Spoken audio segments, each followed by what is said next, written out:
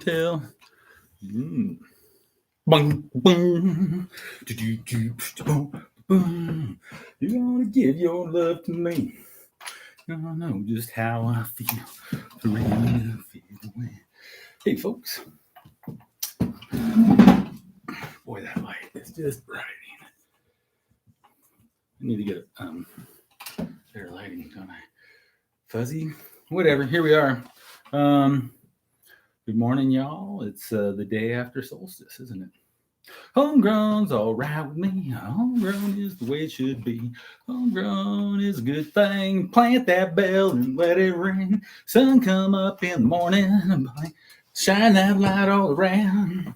Then one day, without no warning, things start popping up from the ground. Homegrown's all right with me. Homegrown's the way it should be. Homegrown is a good thing. Plant that bell and let it ring.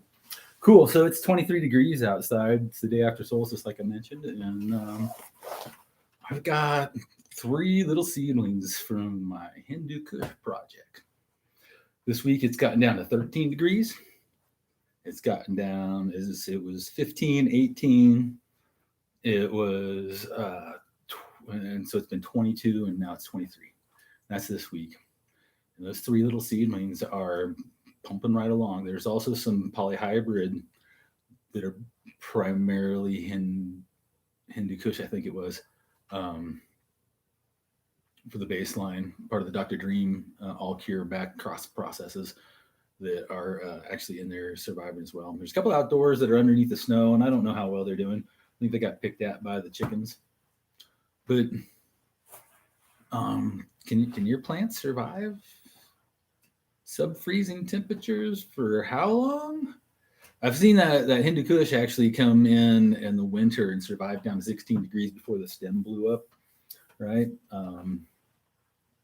So the extremes, I wish we could all live in a perfect zone like Grass Valley or the Emerald Triangle. It would be so nice because not only is it great for growing cannabis there, but like the redwood trees, you can hug them. And if you've never hugged a redwood tree, do it sometime. It like makes your soul explode. It's kind of like the euphoric feeling people have when they're reborn in a Christian megachurch. Okay. Really tolerant. Let's see. Layer of ice. No. Well, okay. So these ones currently right now are in cold frame, and so they're warming up in the day. They're not staying below freezing. But they went through. We had some deep freezes, and they were little teeny seedlings. And before I took them into I wanted to compare because I knew we were going to come into these longer hard freezes. We generally get a month of about 20 degrees here, and so I don't expect that they would survive that in full exposure. But 20 degrees coming on to a high sometimes. And so I wanted to test to see where if you're like dipping below freezing every night and warming up every day, somebody might have the opportunity to utilize something like this. But right off the bat, the first couple of months there, we had some deep freeze episodes when we were fully exposed to the night sky with no problems.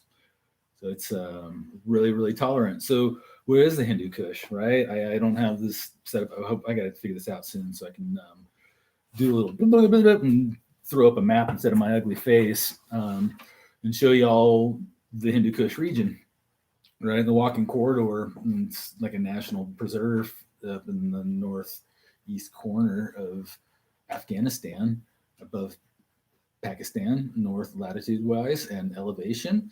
And it goes up 18 and 20,000 feet in elevation up there in these high elevation zones. And my mythos says that's where cannabis originates, is that we use. The way I see it in the 2 science papers, I've declared this before. In science, we take averages and stuff to really understand, and you do statistical analysis and regression analysis, and to really get a bigger picture. And so far, we've had 2 collections of ancient pollen, and one was in the Caucasus region and another in the Tibetan Plateau. And smack dab geographically in the middle of those 2 is the walking corridor. And long before these science papers were presented, and wherever I got this information from, some people are like, well, nobody says this stuff. I'm like, well, I don't know why they're not saying it now, because this is what, but like in every direction, stuff flows out river wise, goes, the Anadora Valley, right, flows down from the walking corridor into northern Afghanistan and then back up into Tajikistan. That flows around into northwestern China or western China desert plateaus and stuff, and then comes back around. You have stuff coming down into the Pakistan. You have stuff coming down in the main of Afghanistan, but through there you have access down into India and across the front Tibetan range or Himalaya, right? And you have stuff moving back east across into Russia. So that's my mythos. And until they do a whole lot more, what I don't perceive as biased studies, they showed a hemp from southern Tajikistan, and there was nothing from the walking corridor in the Chinese application. There was a Pakistani, which you've heard me say even before this these studies came out, that those Pakistanis were most likely hybridized and brought back in, and then that study shows that is quite probable, right? And so the cat keeps coming in and out.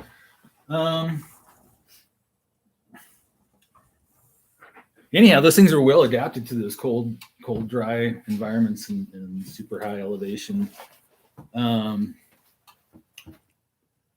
Which leads me into, I suppose, talking about how at the end of last show we were discussing, somebody brought up and asked about North American landrace, and I started talking about the New Mexico land grant and Garcia Fernando, and how I've been working with them, and so I didn't really get into some of the earlier projects, and people always want to know about what's the hardcore all about.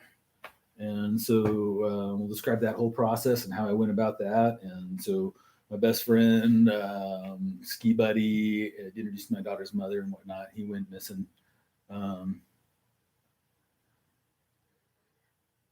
Less moisture. Yeah. On the high dry, definitely. Right. And I've had the Nigerian Yoruba Bantu do pretty good below freezing as well. And so I think depending on your location, right, what kind of moisture, how much water there is, and it's the exploding stem. When the water in the stem finally blows apart the cambium layer, that's when the plant's done, right? And so you can observe like your weather cycle coming and going, and you can see that like you've got a warming period coming afterwards where the sun's going to hit it, and you can see it's like, oh, this is less than 5 days, 6 days of sub-freezing. Your stuff's going to do fine generally, right? You might get some frost damage on your outer leaf structures and things like that, but where I was starting to talk about hardcore, Corey Ayers is my best friend of mine, and I got loyalty on both channels. That's loyalty for you, right? So Corey went out for a hike one day and never came home. And he told people where he was going, and that's actually where whatever parts of him we ever found, with very few pieces of him. We know that's where he went, but we couldn't find him. But I wanted to create a memorial to him, and sort of the level. If anyone's ever studied up anthropology and you know who the Yanomami are of South America, and they do ritual cannibalism kind of thing, where after they cremate the body of the deceased, and then they'll, if I remember right, they're making a soup out of, or they're making a grog of some sort with the ash, right, and drinking that. But the concepts of that is you're taking in the spirit of your loved ones and things like that, and their power, and so my buddy's gone, and I didn't really looking for his body to grind it up and drink it. But we put these benches out, right? And I thought, gosh, it'd be really awesome to breed a strain in memoriam to this guy and have it grow feral in the cliffs where he perished, and allow it to take up his essence through reincarnation, and then we can partake of him that way when we sit on the prayer benches that we set up on the mountain, when we have, we put a plaque of memoriam on folks, right? Um, so I don't know what we is, buddy. Good to see you, Cheddar Bob. Good morning, everybody. So what I did is, and someone was asking about the New Mexico the New Mexico land grant. That had come to me. I've been talking with this Syrian from Indian Land Race Exchange and trying to figure out what stuff that they could get me in elevation wise from direct Farrell, and we're trying to like this is a lot of where his our thought process. We're trying to match up. Hey man, I'm at this elevation, but like man, I'm snowing. I'm at this latitude. I'm snowing now, and you guys is like way up there, and you're snowing a month after, right? Wrestling. Did y'all see me working out with the staff? All that. Sorry, if you don't have the live chat on the Future Cannabis Project too, you're gonna think I'm nuts all the time when I digress into the conversation on the side. I don't know if I'm Captain Lou. Let's see. So in order to partake of hardcore in its essence, we want to. I had it in my mind that we would go ahead and breed this plant that could sustain high elevation living. And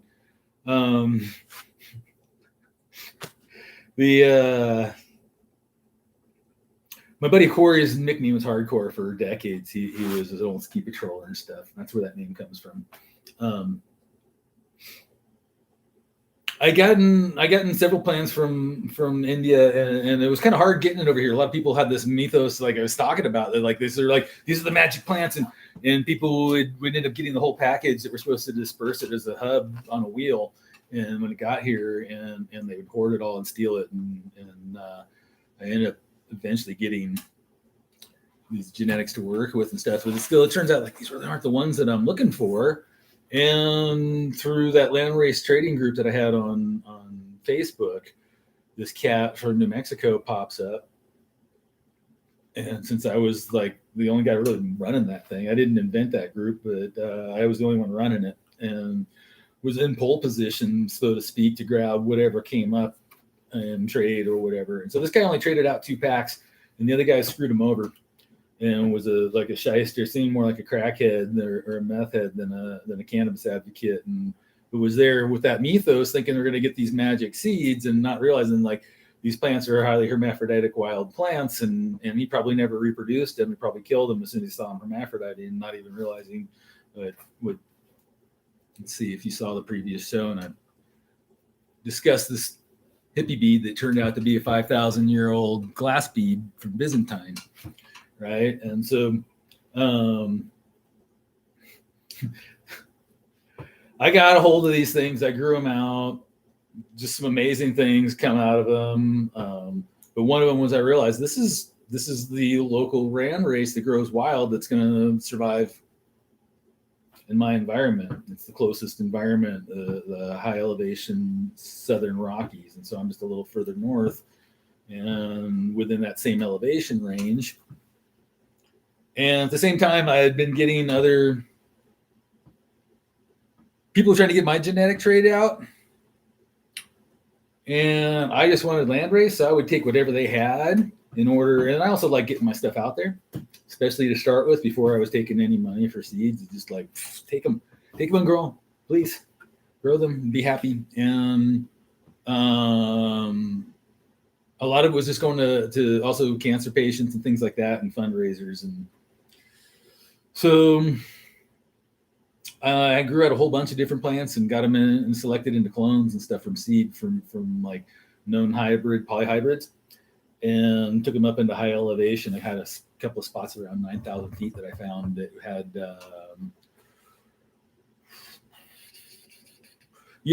my group. I'm sorry, going off the side here. Somebody said talking about those groups, and my group got shut down because somebody else wanted to monetize it, and they created another group with a very similar name, and they couldn't get any followership. And so my group that had absolutely zero sales of any sort allowed in it, no monetary exchange whatsoever. You could only trade things. And it got shut down for illegal distribution of drugs. right? And so this other land race group took off and utilized a name that was almost exactly the same. And then, so I've been growing out all these different clones to work out and back cross into land races anyhow. And I came up with my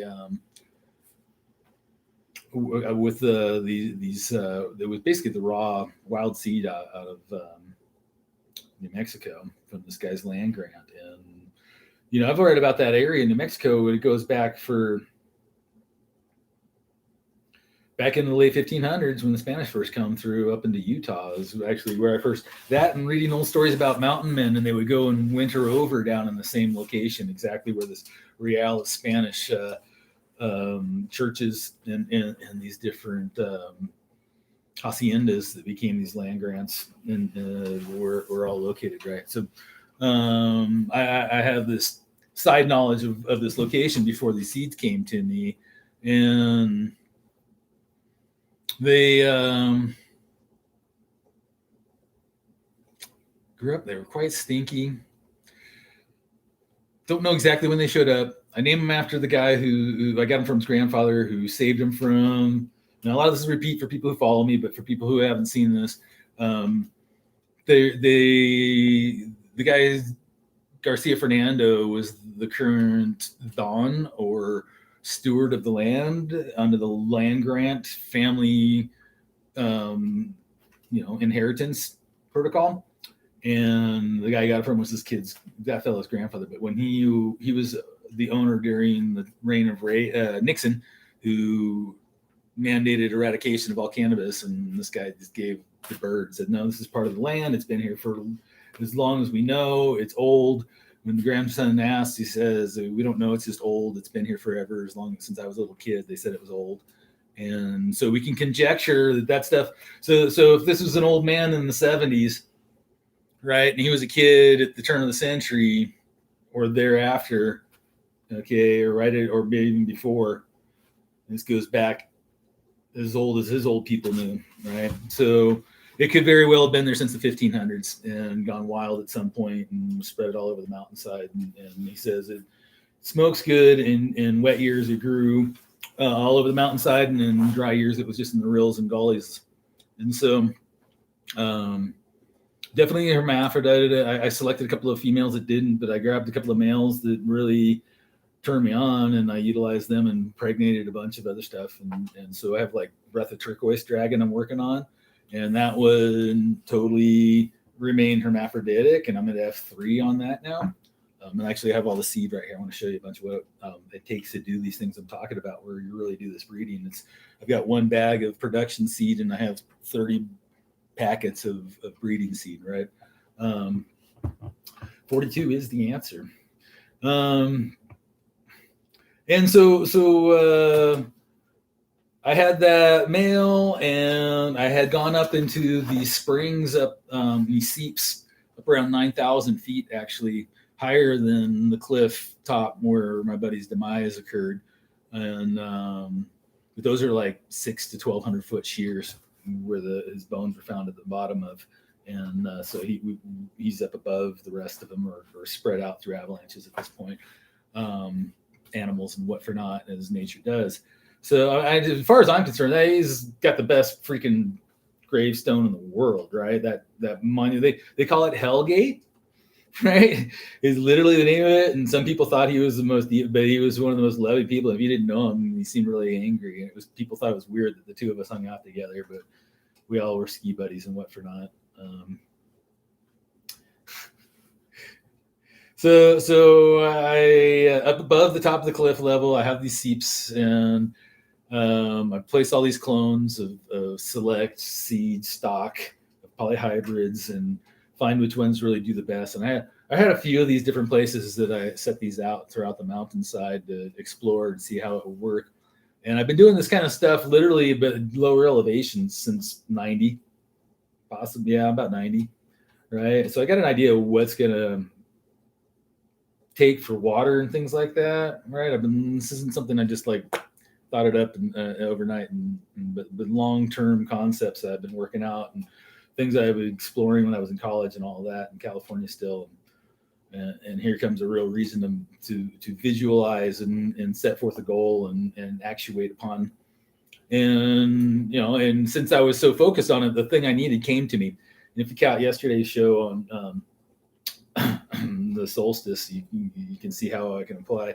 If you understand the principles that we didn't even really get into, but I was just saying, hey, check this shit out. This is how it works. This is you visualize something and then you actuate on it and make it happen. So I found which ones worked best. And the hardest thing was, though, the moose really enjoyed eating them, but they weren't pulling the rootstock out. They were just kind of skimming the tops. And so stuff really grew great up at 9,000 feet from clone in those seeps. And but I selected the one that happened to be the best, and I put that pollen on for to create the hardcore. And then I ran in a couple of selections here in greenhouse and indoor, and I ran it for a couple of generations and really did a massive seed expansion and started I went up to the top of the cliff and started spreading them out. It's a south facing cliff in the desert. It's really fucking dry. So I don't think anything ever grew at the base of that cliff. But then I found a whole nother space where catastrophic environmental sear change occurred, or reset. Okay. And basically the equivalent of several tons of TNT blowing up.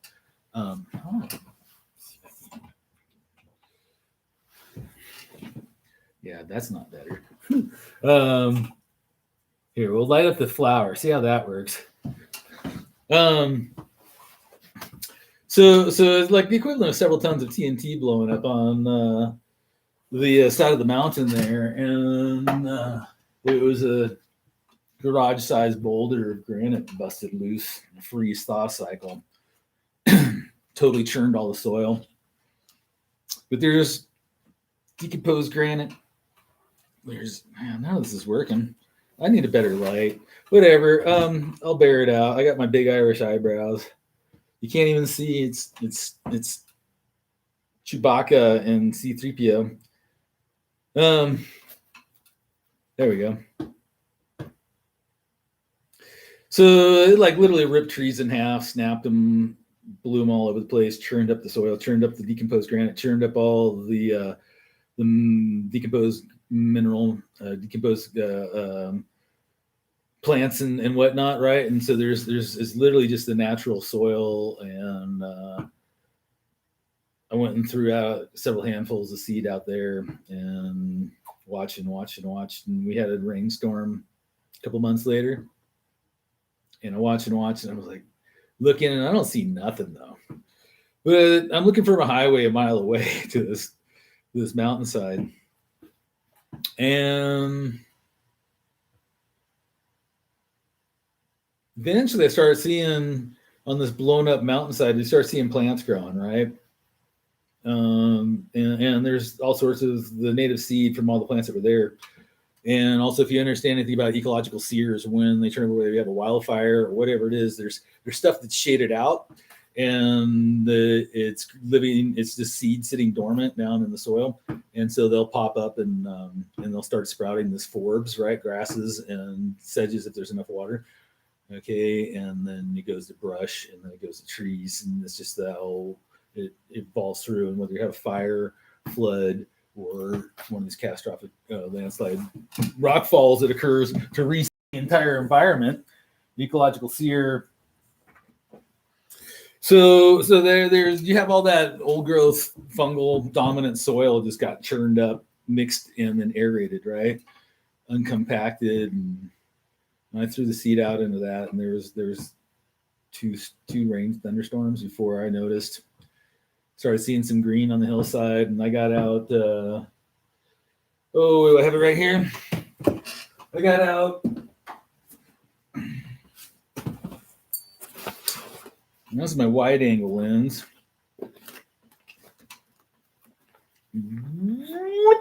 This one here, it's just like a 400. Right? How does that give you some envy? So I was zooming in with that thing, and that's like using a telescope. and I could just barely through the pixels see the 5 fingers. I'm like, what? It worked finally. I've been trying to do this for 20 something years. And I've been throwing Johnny Appleseed all over the freaking Western states trying to figure this out. And there it was. The truth became reality, and so it was already blowing pollen before I even realized what was going on. There was just all of a sudden I started seeing these big. I hadn't gone back up there. It's quite a hell of a trek. It's 2 miles through no man's land, bushwhacking and stuff to get to where this is at, and real. I had an accident out there one time where I didn't think I was coming back on my own power, and I've been search and rescue and stuff, so it's a real deal spot, and so but it was just there it was. It finally worked, and I started to understand so much more about how and why. And so I got a couple of seasons, 3 seasons, but then we went into extraordinary drought here, and there just hasn't been lining up, and a whole bunch of other plants grew up, and there's not the. I think you want to have a bare mineral soil, or, for instance, not the competition of other plants to where they can all come up at the same time, type of thing, like you would have in.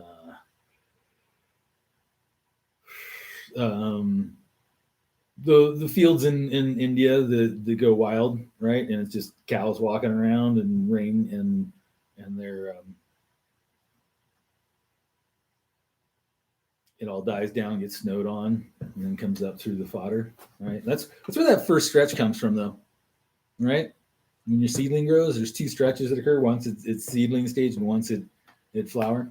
And so, yeah, it was before I was able to get up there, and just having seen cornfields in pollen. If you've never seen that beautiful golden shimmering effervescence that occurs, and if the wind blows, it kind of moves throughout the valley, and it's kind of a pretty cool thing to see. I don't know if you can see it in the prairie lands as well as you can, like in Idaho, where you can get up on a hillside above a geosyncline.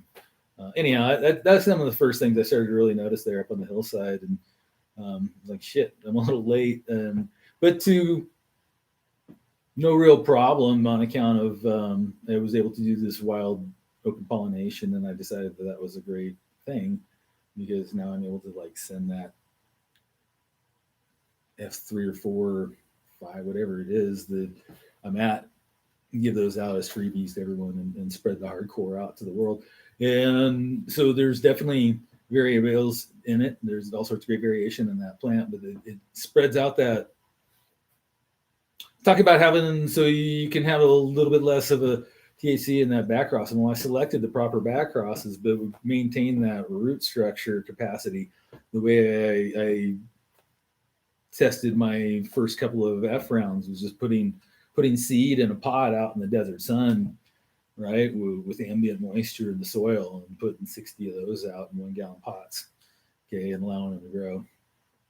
So there's work to this stuff, and like I said, there's how much work is there to this? I want to show you. I've got maybe 30 more plants I need to de-seed. They're still finishing up here. You see one large plant, one large package in here, and so this is the open pollinated Hindu Kush run, where all the non-selected plants from my inbreeding project took pollen from the 3 or 4 males. Okay, and so, but besides that, in the tray, let me turn it around here. I didn't know how else to do this, but I kind of want to show off. So I've got some distribution here, but I've got 2, 5, 3, 2, 1, 2, 3, 1, 2, 3, 4, 5, 6, 7, 1, 2, 1, 2, 3, 4, 1, 2, 3, 4, 5. None of this shit's going out into the field. I'm growing those and running next levels. Right? There might be a couple of gift packs in there. There might be a couple of, for people who I occasionally I do send some of my very best genetics I don't sell that are my in-house to certain folks who have the karma. That happens. What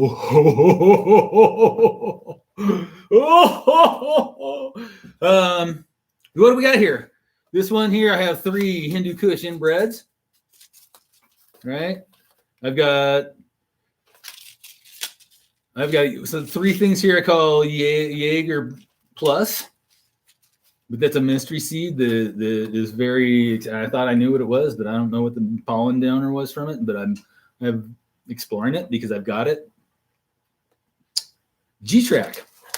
This is Dr. Dream All Cure by Anadura Valley Afghan Kush. Back crossed to Dr. Dream. Okay. So the G is the green dragon.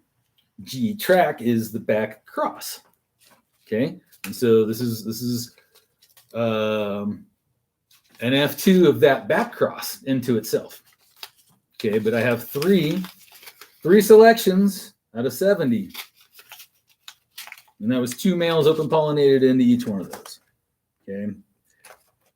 More Jaeger Plus. Jaeger Plus was over there. So here's the Happy Day Old Skunk Highway. Okay, this is the Happy Day Chocolate Thai Alcohol Gold prime selection with Zakistani Kush from the red line male that I lost. But that's a part of it. I lose. I can't keep it all. But there's also its descendants to work with. This was those two crossed together, and I had a purple and a green that I collected and inbred from there. Right. Okay. The G-Track. I got the Jaeger Plus. Here's Breath of Turquoise Dragon. I did on the F2 selection. I had. In the F1, I had, I think, 6 females, and I went ahead and opened up 3 of them and went with one, and that was after finished smoke testing, right? So I pollinated stuff that I selected while they were growing, and then so these are actually, these are F3 seed, I believe I'm at now. I'm at F4. Anyhow, the here's coming. Yeah, this is coming at F2 and F3, and I have 1, 2, 3, 4, 5, 6 females that I've tested. Right, and I've got to open those up and search and then reproduce. And so, but I'm trying to get rid of. So what I do, I ran like 20 from each of the first 3. Figured out which one was. I guess it was L6, and then I determined which was the least intersexed, and opened up the rest of the seed I had from that and made more selection. Right, and so it's quite a process. When I say breed land race, it's not. This is Odie Pody back in the and this is a New Zealand preservation. I preserved it and then I crossed it into Dr. Dream.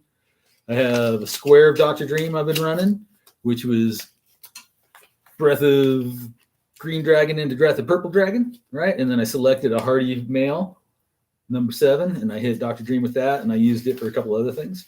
I hit the G-Track back into Dr. Dream again, right?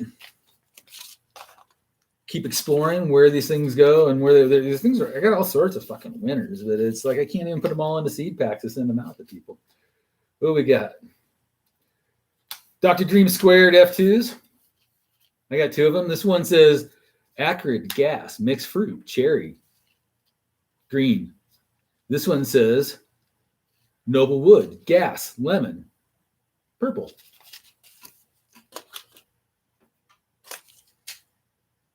Baby Dragon Diaper F2 Skunk Pine. I had to pull those off of Daga because when I ran out my breeding project, I ended up with having like 3-to-1 males, and I did not want to send those out to people. And some people said, man, I would love to have that 3-to-1 male thing. What are you talking about? Anyhow, that's not really ethical to me. Sometimes, I'll send out stuff I haven't tested when I think it's proper, but as soon as I find out it ain't, I'm going to run it out. But boy, there's some more I haven't pulled the seed out of, right? And that's some of the ones that are still left and growing that really need me to work on them today. I've been searching for the pine skunk for a long fucking time, and I now have it. And thank you, Mr. Panetta, who hooked me up with his magic beans, and I tested his pine skunk and he pine tar skunk. So he got a cut of proper Tom Hill pine tar Kush and crossed that to an old seed stock of 1970s era skunk from British Columbia, if I'm remembering this exactly correct, right? And I got it, and holy shit, that stuff was like too much like sucking on a pine pitch burning torch, right? Something from my firefighting days. It was like it's a nice like dessert smoke and flavor to talk about, but after I've downbred it in, I just want to fondle it and smell it all day. That literally takes pain out of the back of my neck just with the memory of because that's what I was smoking back when I first broke my neck and didn't know it, but that was the shit that made me feel like a human being. When anyhow, that's what that one is. What are these? Breath of Green Dragon. I've been working on the pushing through the F2 of that. I've run through hundreds and hundreds of different F1 and I got. Anyhow, it'll eventually be pushed out to the F4, but I've been working on that for 5 or 6 years and trying to get it right for you all. And mainly, I keep losing males. Males are tougher to re-veg. Males are tougher to keep around. Period. They just tend to run through their cycle and die if you don't catch them soon enough. If you need to re-veg them or whatever. Here's Breath of Red Dragon 13. I wish I could keep it to stay like that. Wouldn't that be nice? And this is actually, so I took, these are back crosses into it. And this is the F2 number 13 male. This got the square number 7, right? So now we have Breath of Red, Breath of Purple, Breath of Green all mixed together. You see what's going on here? All right, so if you don't know, purple is the Pakistani Kush, green is the Anadore Valley, northern Afghan Kush, right? Okay, that one tests 22 by itself, and you mix it into Dr. Dream. And we have the terpene profiles of these things. Okay, and then the red with the bread is the Nigerian Rububantu. Northern Utah hash plant self. I had a really hard time getting that so I was hoping to have production around that, but it didn't. This says Blue Line into Hindu Kush. One more in the pile here says number 9 Zakistani. Oh, this is from a couple months ago. Anyhow, yeah, and then one production. So, I love doing it. It's a lot of process, a lot of time. There's no return on any of this until, a very small return on it, I should say, until it gets to a point where people realize what it is and support it in a larger fashion, or I'm able to contract some of these things. But yeah, that the process is big, and one of the things I want to touch on today is the probabilities of actually hitting anything really. I mean, how many packets did I have there? I know there's gold and treasure and all of that, right? And I can stop right now. I'm satisfied for the rest of my life with what I've got for myself. Release the seas. Yeah. Part of it is like I gotta have enough income to pay for the packaging. I gotta pay for the freaking lights. I don't have money right now to go buy bulbs. It's just how it is. I'm actually applying for jobs at the ski resort to get by right now, and I haven't had a job with a W-2 since my daughter was an infant, and it was at the same job at the ski resort that I quit because they didn't pay shit. But right now, that's just where we're at, right? What about the DMTLs? What are they puffing on? Yeah.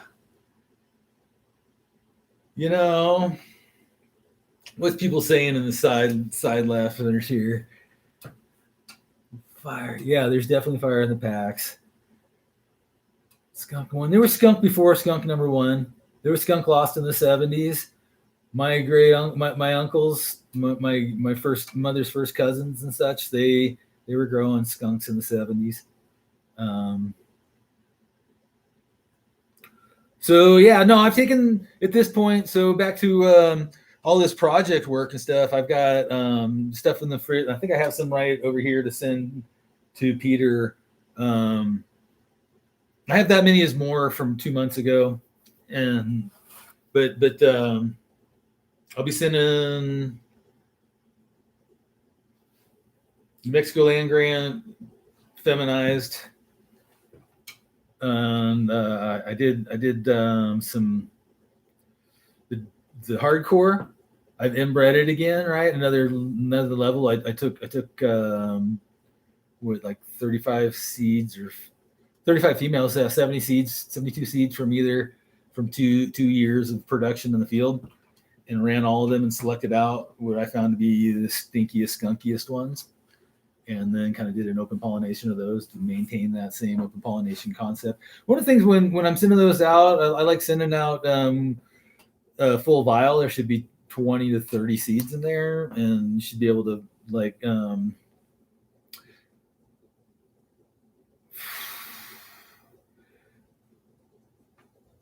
yeah, no thanks, loyalty. I just need bulbs. It's all good. I also need the time and the mental capacity. You said the stuff yesterday. We're talking about your mental state and intentions and stuff. And currently, I'm really having a hard time keeping a good intention with the whole concept of continuing the projects, because it's like I don't make any. I mean, I know it takes this long-term process, but I don't make any money from doing this. And I'm shut down off of Instagram again completely. It doesn't. That's like the number one platform I had for really getting the word out there. I've got 60 people here. I was reaching 500 to 1,000 people every time I posted, and this might get 600 to 1,000 views, right? And I'm not begging for anything. I'm just saying it's like, you're going to endure this if you're doing it. It's all part of any business or going through. I mean, how many times did I try and figure out how to make those reverse telemark jump off a cliff on only your toes attached to your skis, right? I was having fun, and it was snow, and I didn't really,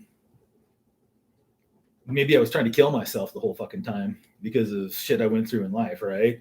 But I blew my knee out and kept on going. I fucking got it replaced. I kept going. I don't have an ACL, but I needed, my filling fell out the other day, right? And so we make these choices. We can be slaves to the system. I didn't ever want to have a piss test in my life, because smoking a little cannabis is like the one thing that made me feel like a human being, is I never got past knowing that my neck was broken when I was 16.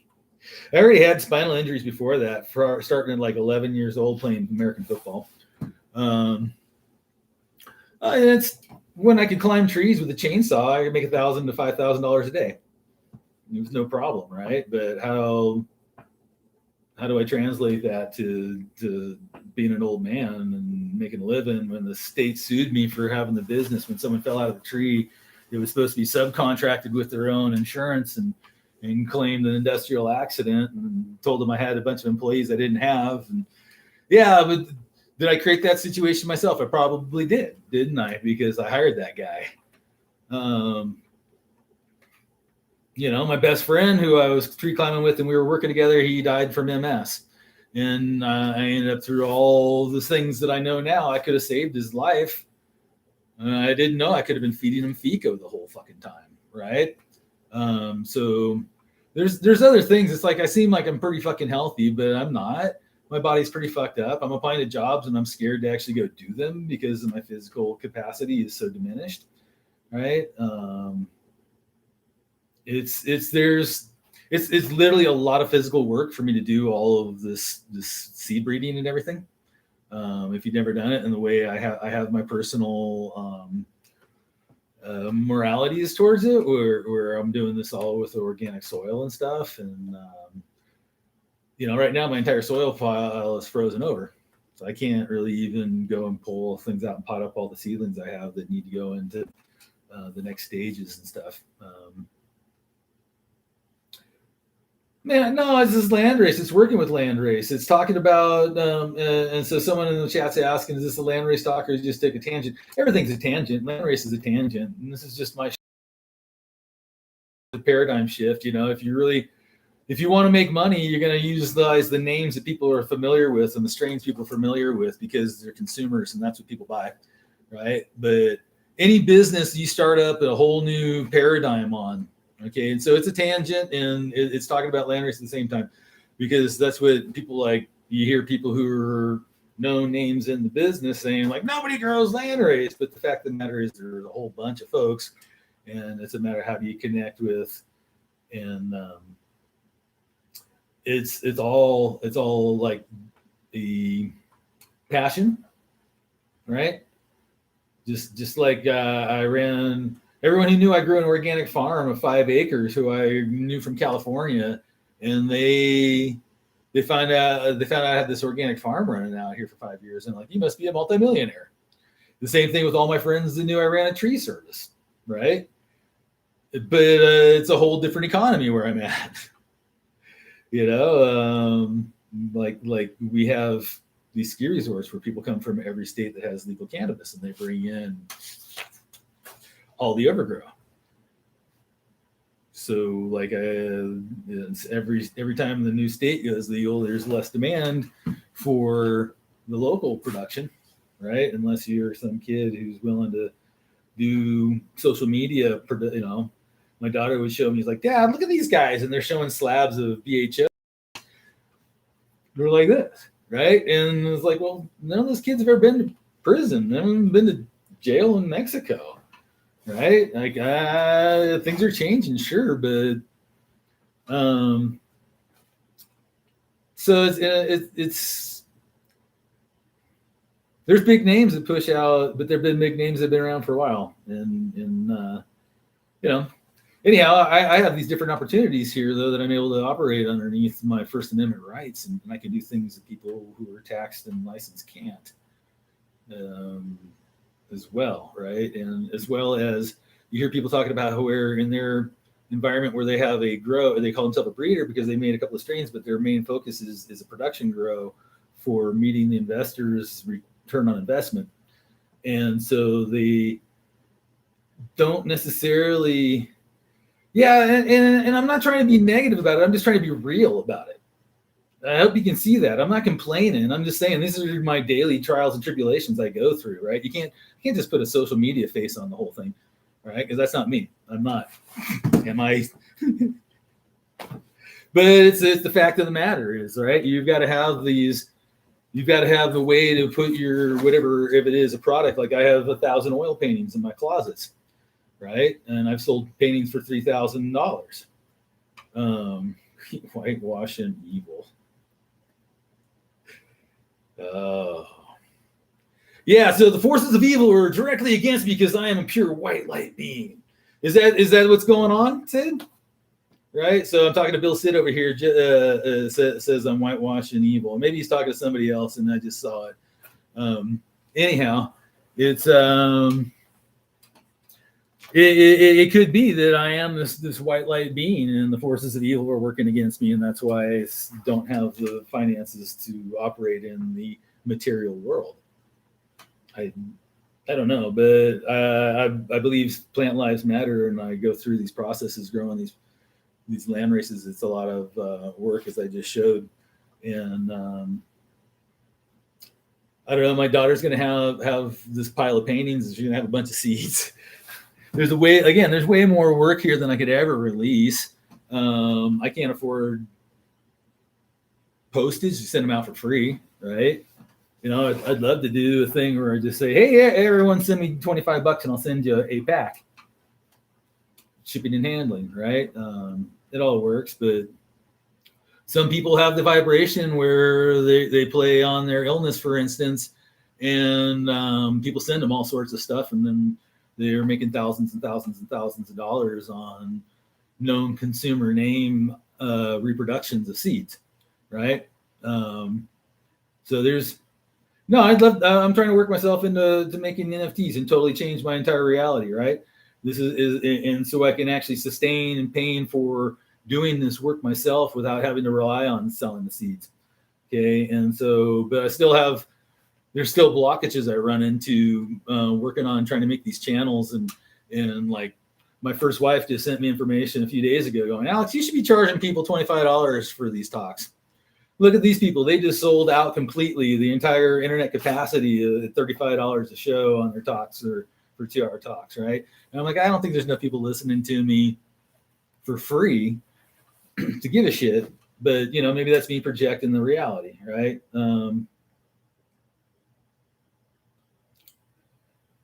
My price tags have to do with how much work I've put into them and how exclusive they are primarily. Versus also, I like to put out some lower price stuff for working men. And the working man stuff is just as good as the high grade. You just got to put a little more work into finding the gems in it and do a little pheno hunting. They're polyhybrids. And I'm answering the question someone asked, like, why are my prices different on the chat over here for seeds and such.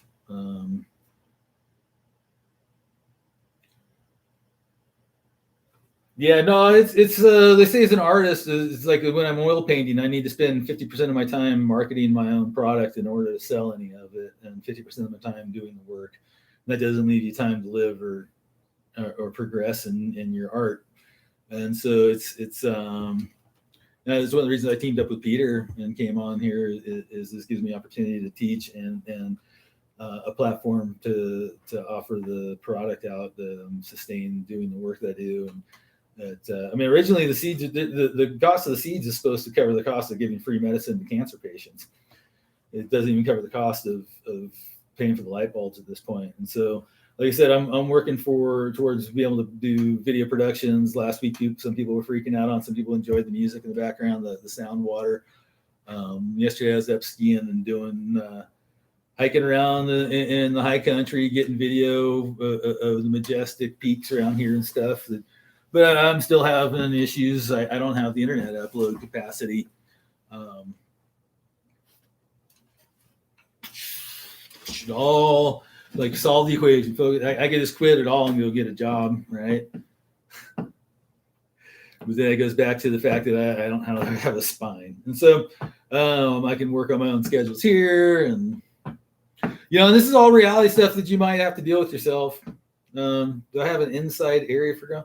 I do, but right now, and then there's no. I just keeping plants alive and veg right now.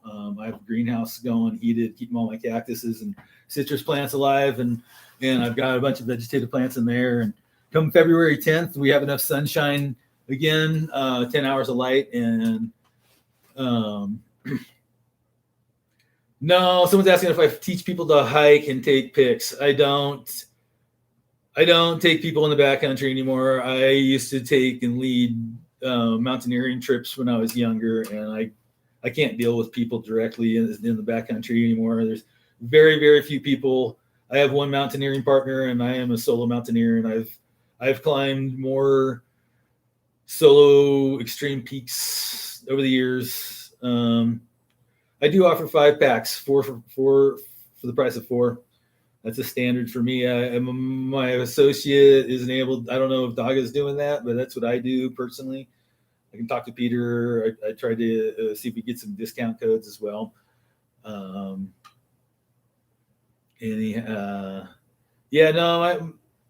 worry about it. I don't need any charity, folks. I need to solve the equation myself and come up with. I appreciate that, but that's one thing I don't accept charity. I don't.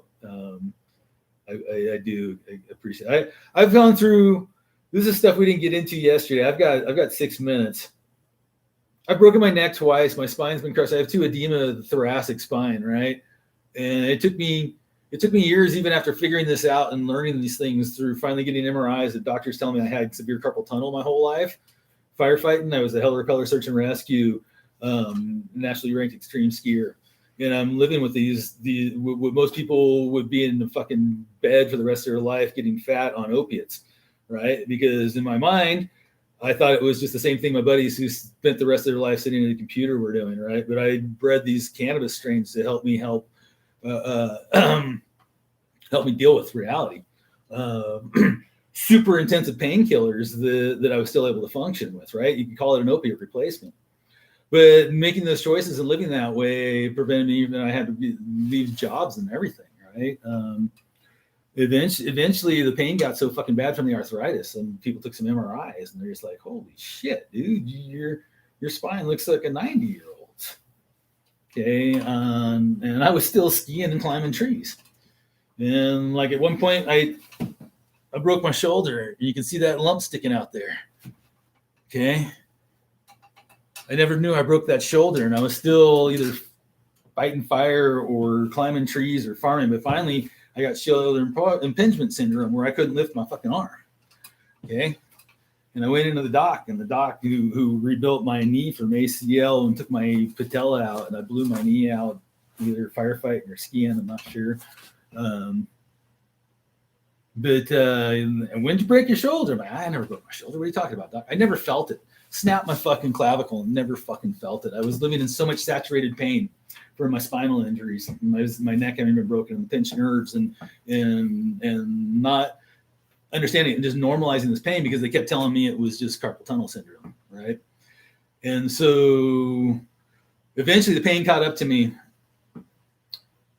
The same time they fucking threw me in jail, and I went to work for my buddy who only has one leg, and I was doing shit that just no human being should do, but I was doing it with him, who's another superhuman.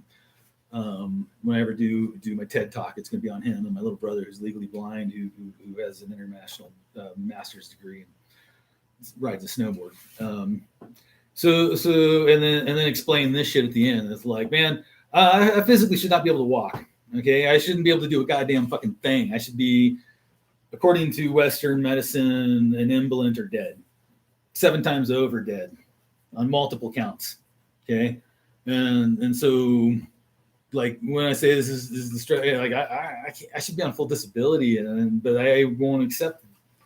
They turn me down because I used cannabis before, and now cannabis is legal here, and I can't access the medical system to get a freaking card, even though I have my First Amendment right to it. It's just this crazy conundrum. And yes, I created this entire situation myself through my own perceptions of what is and how I chose not to be part of that system, live the way I do, right?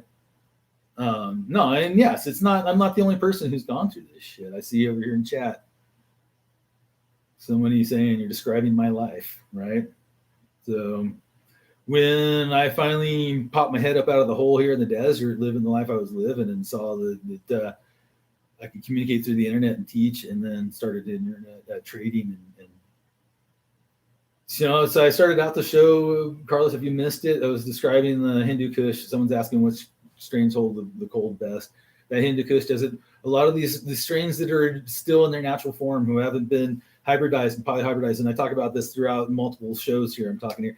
These things are we lose these abilities to deal with the temperature swings of heat and cold, or a lot of heat still dealt with because grow rooms are hot, but tap roots and growing naturally, a lot of that stuff is lost through growing in small environments, right?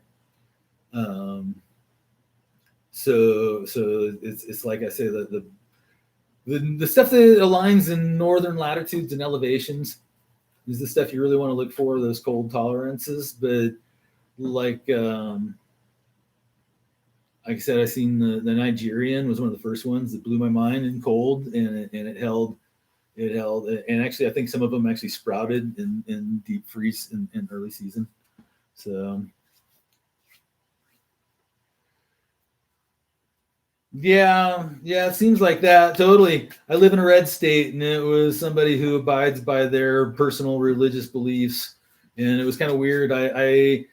Someone over here saying it seems illegal to deny SSDI based on cannabis, and so we didn't have it in the state yet as a legal thing. I didn't understand my First Amendment right at that point, or even if I had, I didn't understand how to quite describe that. And it was literally the psychologist who I told I used cannabis to deal with the severe pain of my neck issues and nerve issues, who then reported that as, and I was explaining that I wasn't her client, or I wasn't the client, doctor privilege. It was the state hired her. And so it was their privilege, which wasn't disclosed to me prior to our interview, right? In which case, and so that gets passed on to somebody who has a severe religious obfuscation of reality and denied. They deem me as a drug addict, which is the craziest thing, because drug addict is a reason to be on full disability. But anyhow, people call me a leftist, and I tell them I don't even have Obamacare, so fuck you. I didn't get any social checks. I don't get any social checks. I don't care. I've survived, luckily, through some friends and some family. I'm able to survive where I don't have income, and most of my family are millionaires. And people have been able. My father is able to help me out in the past. My sister has been able to help me, and some people I grew up with who were blessed with their income situation and live in that 1% zone, been able to send me some checks, and then, yeah, man, rambling central. Hawk, you're welcome to come on and do it yourself, right? It's done right now. It's 9 o'clock. Thanks everyone for listening to me ramble. This is my little ramble counter. I'm going to sign out though because we're 9:01, and that's when I sign off. Appreciate y'all. Have a good day.